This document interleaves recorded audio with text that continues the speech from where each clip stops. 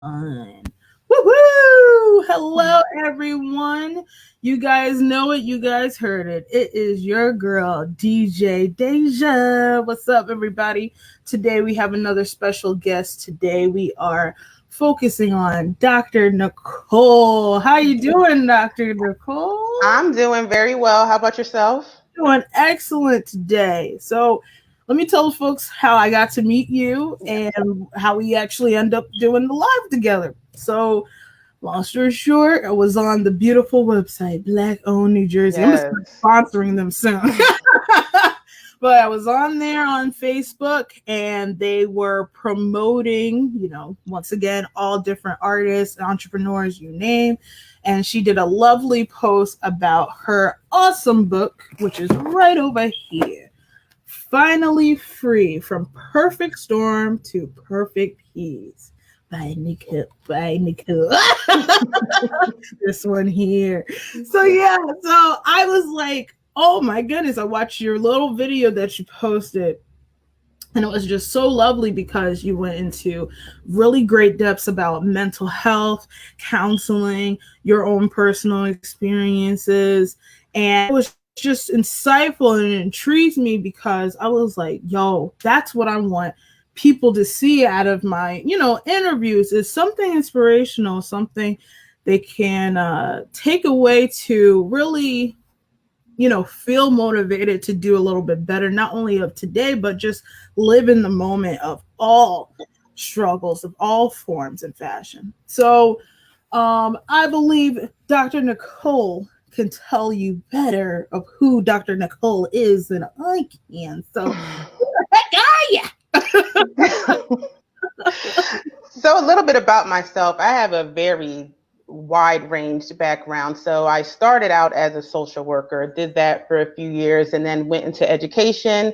So, I was a special education teacher, guidance counselor, and now I'm in higher education where I do a lot of workforce training programs for people who are unemployed, underemployed. So, I've always had a passion to help others. It just kind of manifested itself a little different where I was more geared towards children. Now I'm working, with adults. I have over a 15-year experience with grant writing. And, so with that, I think that's how I kind of got my whole, outlook to like, I can write these grants and win grants for other institutions. So why am I not doing that for myself? So I then started a business, a consulting company where I write grants for both nonprofit and for-profit organizations and just trying to do other training and development opportunities as well. So my dissertation that I wrote for my doctoral program was centered around parent involvement. So I took that and I kind of made that in a broader sense, and I started to then focus on father engagement. So I presented at a lot of national conferences across the country, just trying to use my research once again to inspire people. So that's really just my passion to just use the knowledge that I have to inspire others. Well, there you go. There you have it. Let me go. So I know that in your whole course in this whole journey, you actually use this whole time to not only you do great such work with one another and your great programs, but also you use the time to write a lovely book Yes, I did. of doing this beautiful, insightful book. Once again, you guys, it's finally free from perfect storm to perfect peace. You guys can definitely get this and get your purchase right off of Amazon. All you have to do, there we go. All you have to do, search up the exact title. Finally free from perfect storm to perfect peace. It gives you the whole beautiful encore and the essence of the book. And it does touches on the trials and tribulations of, pretty much life itself. And can you pretty much tell us the beginnings of how this actually started? You wanted to write onto this, pretty much this whole journey of this. Right. Well, the subtitle to my from perfect storm to perfect peace pretty much perfectly sums up just my journey as a whole. It really started because would say maybe about 8 to 10 years ago, I really started taking therapy seriously. So, with that, I started journaling, various activities that I would get, at the end of every session that I would kind of use to, to kind of spiral me forward for the next week. So when I was originally out for my first surgery back in 2019, I had weight loss surgery. So I really started like finding out that I was journaling every day and, just really trying to figure out what I can do with all the pain that I experienced within the last 3 years of my life. And, just wondering like, if I feel this way, are there others out there who feel the same way? And maybe I can use my story, to inspire people because, a lot of people that know me, they see me as a strong woman. They, would have never thought that I would have went through some of the things that I went through. So, for me, writing this was like, one of the longest journal entries ever. And it was like, once I finished, it felt like such a release. And I didn't realize how there were still so many things that I was holding on to. Even though I kind of got past those things, I was still holding on to it. So I felt like this was the perfect way to write out everything that I was going through, but then have a vehicle to be able to inspire others at the same time. I truly agree with that. I mean, even for me personally, sometimes life consumes. You got work, you got your family, you got. There's also that times you really want to be there for your friends as well, for your church family. You're like pulled in all different areas and such, and then you lose that part where it's like, hey, I need to kind of pull me a little bit. Exactly. And so it's so funny because like when me and you first talked and I told you about my program and such, I was like telling you, I was like, look, I understand, I respect your time, life takes over and everything, and I was like, but me and you definitely got to do this and everything, right? And it was just so funny because it was like the moment we got on the phone, we just clicked right there. Absolutely. Because we both know that anxiety, depression, just this whole internal, I mean, just bubble. That's how, if I can illustrate it to people, how it actually kind of like feels. It feels like a whole bubble after a bubble after a bubble.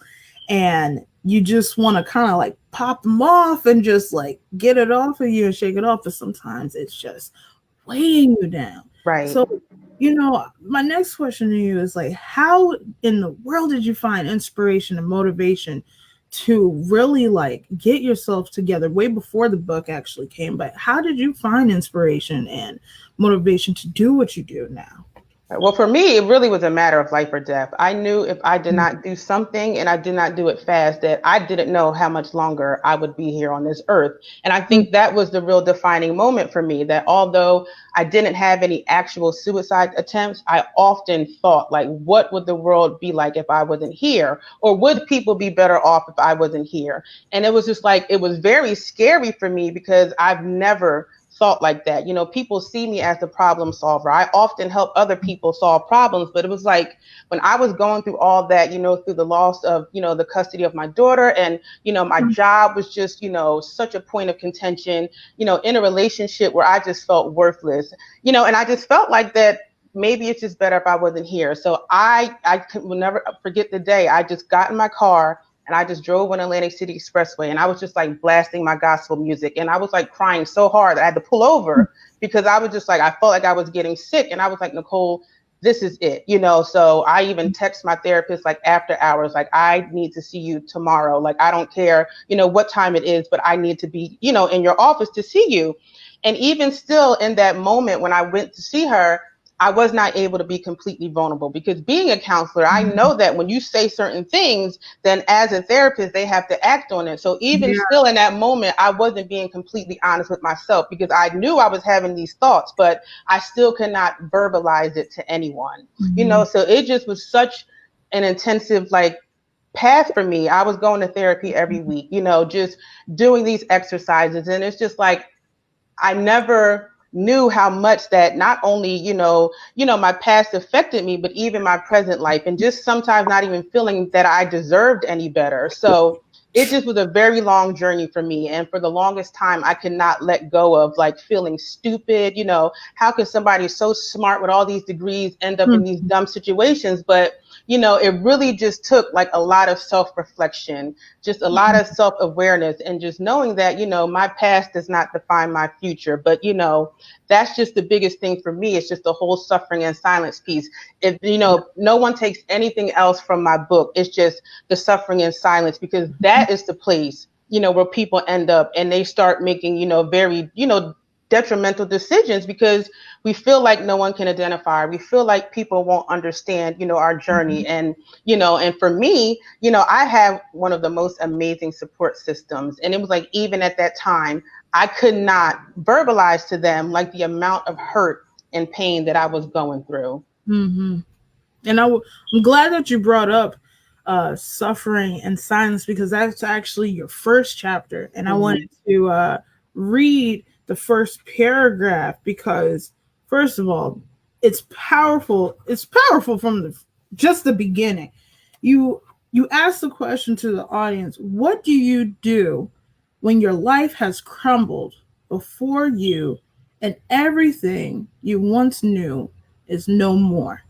I found myself in a space where I felt alone, lost, and losing my will to live.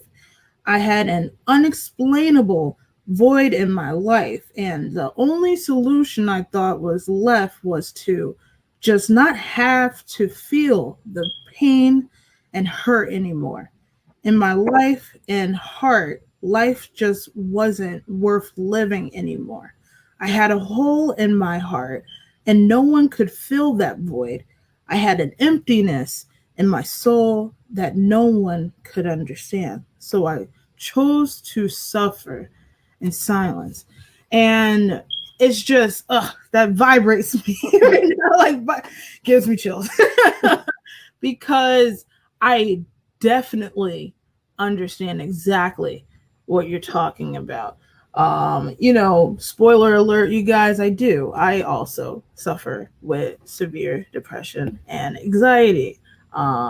Pretty much for me, I didn't really know, you know what I'm saying, how to really cope with it, because it's like your mind can say something, but your heart can say the other. Absolutely. And it took trial and error for me too, myself as well. I am also twice a suicide survivor. And I know a lot of people it was like the same when I would like bring it up or speak about it. People would be like, you, well, why are you doing that? And then on top of that, you got some folks like, well, don't really talk about that and all that. Right. But we gotta stop. We gotta stop that. We have to bring light to it, because it's anybody.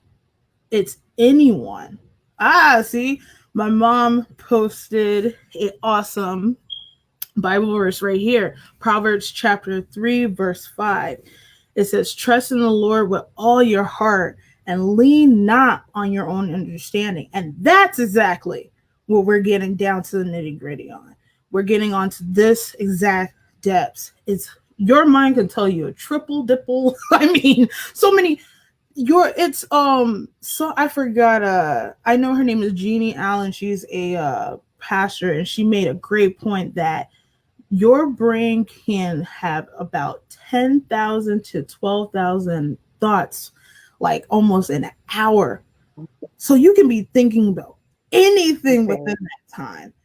And it's just fascinating because our brains can go just so many directions vastly and if we don't really take a conscious moment about it, then it gets uncontrolled. And that's when it leads to the suffering and silence. Absolutely. And I would love for you to like just tell it, how did you even find the words to really do that first paragraph to really show people and illustrate people, the life of mental health?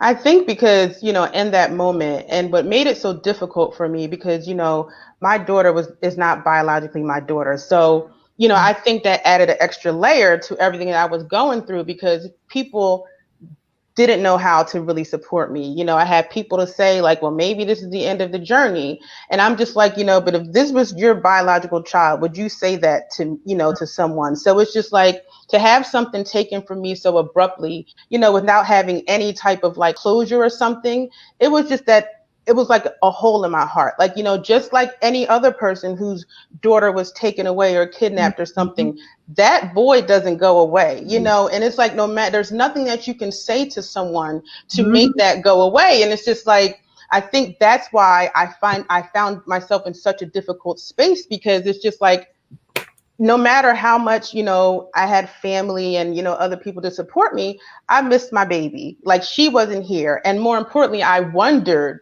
like what she was thinking, why she was not with me, So again, like you said, that cycle of thinking, and I'm thinking all these horrible things, like, because the last thing I would want is for her to think that I abandoned her, So it just was a very tough time in my life. And there was, like I said, nothing that, could replace that void. And it's just like, no matter how much I tried to share my pain with other people, it just was like, there was no amount of words that it could explain, the level of just, pain that I felt. So that's why, like, I love my ability to be able to be so descriptive in my writing, because that was my biggest goal. Like, I wanted to try to translate my feelings onto paper, so maybe people could understand, and not to mention how I also had to live like two separate lives, because people who did not know me intimately, they didn't know the real relationship between my daughter and I. So it was like I had to live two lives. When people asked me about her, I would have to pretend like everything's okay, and then there's the other side of me that is just like completely broken. So it was just a very difficult space for me. And, going back to what you said about all of those thoughts going on in your mind, and people don't understand, like, even when we're not actually verbally speaking, our minds are still going, and I didn't realize how much of a crippling that I had with my self-limiting beliefs, because I would always like just focus on the negative of things, and just, and it was just one of those things where I would always be harder on myself, because it's like I wanted to beat everybody to it, So I was just not only dealing with the actual situation for what it was, but just my beliefs as well. And like you said, not having faith, not believing that God was going to bring me through this, But even I said it several times in my book, like, you just sometimes all you need is a mustard seed of faith. And if you can hold on to that, then, that will take you, where you need to be. And that's what matters, is that you gotta just have that little small. I think what it is that when we have a society that tells you what life should be, or what you should have, or all this blasey blasey, then we get stuck in this, well, I gotta stay in this perfect type box. You're not realizing you're really setting yourself up for failure. We are all perfectly imperfect, and I had to adjust. I'm still adjusting to it. I would be lying saying that, oh, I got it, I'm fine now, I'm better. No. Right. Not every day I'm like fine or whatnot. Like, it's a ongoing process. It's an ongoing journey. And I want people to understand the reason I wanted this to be talked about and bring light to it, because even people don't know that they can be also struggling themselves too, because it's very silent. It's a silent. And if you don't really pay attention, even in the actions you do, for me, and I bet even for you, you were probably doing things different while thinking different. The moment it gets in your mind, you start acting upon it too, not realizing it until somebody points it out. And I would love to ask you, what are like signs that we can tell with ourselves or with others on how we can really approach situations, because it's different with family. It's one thing, but sometimes we can witness this through our coworkers or our neighbor or such. Some relationships are completely different. So how can we really see the signs and then approach with these signs? Right. So it's really, different for each person. But, I know for me, the signs that were there is like, I gained like over 50 pounds in a year, and someone who's very outgoing, I became so withdrawn, I slept a lot. I was like self-medicating, like, with sleeping pills and alcohol to get myself to even sleep because, I was being overtaken by my thoughts, and just how I just, people would come to my house and I would see them at the front door and I just would not answer. People would call my phone, I wouldn't answer. So like I would just say that you have to pay attention to those unspoken signs because most times especially in the Black community we're supposed to be strong. We're not supposed to need help, so we're not for the most part going to say, hey, I don't feel like I want to be here anymore. So it's those unspoken signs. When you see those changes in behaviors, you got to pay attention to those things because again, they're not most likely going to come out and say it, but they're there, and it really had a great and inspired a great conversation for my family and I. And it's just like, people thinking like, oh, well, I missed the mark here and there, but you don't know what you don't know. And it's like, how could you really have known unless I was just the one to say like, guys, listen, I need your help, but I didn't do that. And a lot of times I was able, and you put that, that fake face on where you're able to smile through the events and stuff. And then once in my car, I'm crying driving on the way home. So I also did a very good job of hiding it too. Like, that said, that double life. When I was at work, I was able to muscle through it. But then like in between meetings, I'm going to my car and crying. So, I didn't want it to like make people feel bad, but it's just like, hey, if we can kind of see kind of those unspoken signs, then, we need to pay attention to it. And like, I am so grateful for the people who didn't take no for an answer, because I have people who be like, texting me, I know you in there, open the door. And it's just like, and once I was able to do that, then it was fine, but I just could not, pull myself out of that, out of that hole. So we just got to pay attention sometimes to those unspoken signs. I feel you. I feel you because it's not, I'm gonna put this out too. This is really real. This is out here. This is not an age thing. This is not a color thing. This is not a female or male thing too. All these things of the stereotypes and all this, facade and all this stuff. No, this is real. Everybody has a brain. So with that being said, you are as equally as capable of it being this quick to you as well it is to many others. The brain can just happen vastly, and just the whole thing of it is that you got to, if you really genuinely want the help and you really want the change, you got to be honest with yourself. It is so true. You got. It's one thing, where people be like, oh, you're fine, you'll be good, No. Right. It's not, it's no different from, let's say a person broke their arm. You're going to tell them, oh, you're fine, go ahead, play.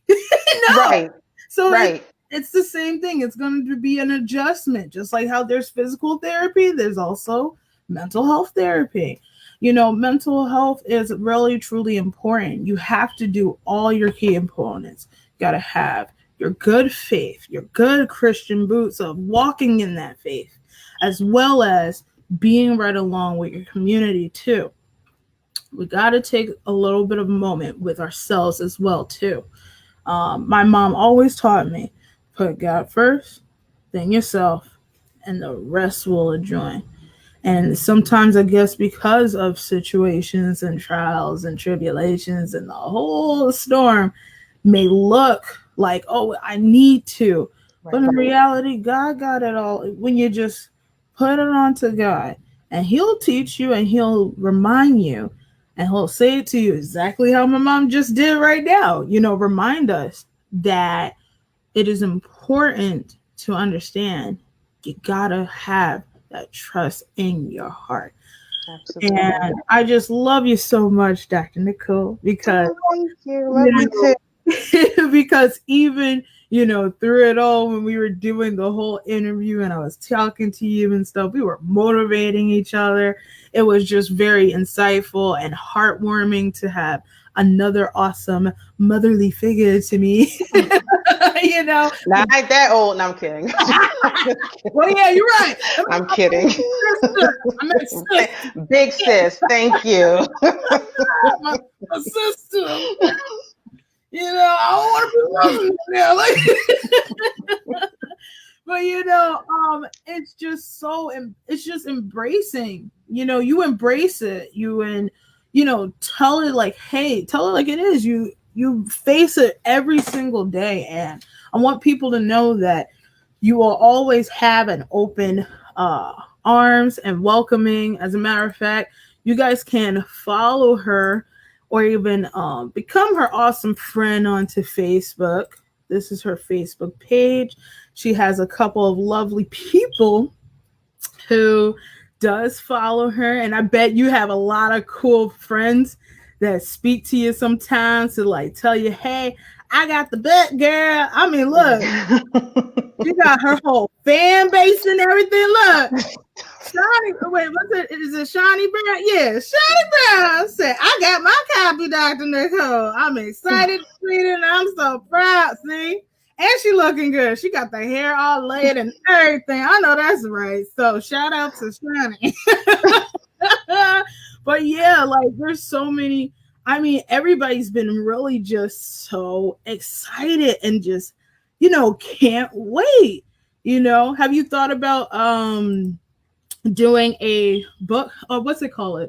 A meetup? Is it the author meetup, a book meetup? Like a book signing. I definitely did, Yeah. but the pandemic is kind of, slowing things down. And, I've got, suggestions of doing a virtual one, but, I'm that type of person who loves like that interaction. I'm not a big, phone person. And even with this book, it's forced me to be more active on social media. But, I'm just so thankful for this experience because I think I sat on the book longer than I should have because I just was so worried about what people were going to think. But, I've been met with nothing but such love, such support, and such encouragement. And that's how I know that this is the true assignment on my life because, it's like when things are meant to be, they just totally align. It's like, so now that my eyes are like open, like there's no way I can go back to the, old me. And like even sometimes people ask me like, well, how long are you going to be in therapy? I'm like, well, as long as I continue to live this life, because there's always going to be trials and tribulations that come up, or bubble up. And,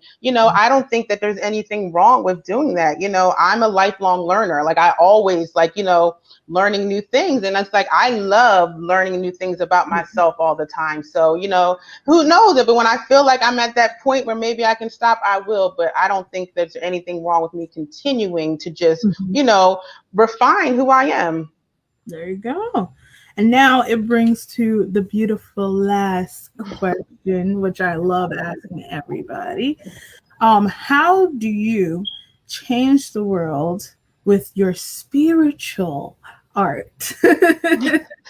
Well, I think basically just what I'm doing now, I'm just so, excited to where this new journey is taking me. So I just want to be an inspiration to others. I want to be support and encouragement. So I'm just truly enjoying this time where I'm able to, support other people and just letting them know that it's okay. This might be where you are now, but it's not the end of your story. So I'm going to continue to use this platform to continue to just provide such support and love, to other people and just helping people to become finally free. Like that's my new tagline. Like I want to help you to become finally free because this is a feeling like no other. Just being unapologetically me and just standing in my truth of who I am and just being okay with that. Like that is the most freeing feeling ever. And if I can help other people get to that point as well, then that's what I'm going to do.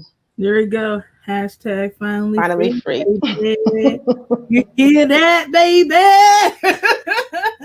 I'm just so thankful that we had the time to not only just do this today, but also just time of speaking to one another and talking to each other and really getting to know each other. I mean, Dr. Nicole is the G. She's a man. She's the G, she's like cool.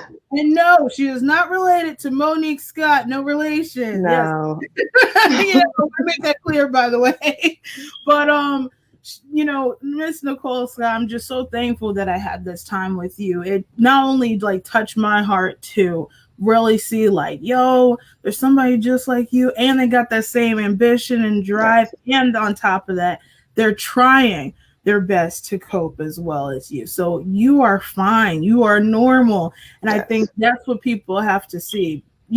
Being imperfect is normal. It Absolutely. is okay to be different. It is okay to say, I'm not okay. Right. We have to just really come to an acceptance that this is just life, but we can do better and manage it better by simply having the faith of a mustard seed. There you go. Finally being free from a Yes. mustard seed. You like how I did that? I like that segue. That was perfect. But I also want to just say to you before we close out that, you inspire me as well. Like, people always ask what the younger generations are going to do, Yeah. but you inspire me, so Oh, keep doing what you're doing, providing a platform for others. So I just wanted to yeah. thank you for that as well.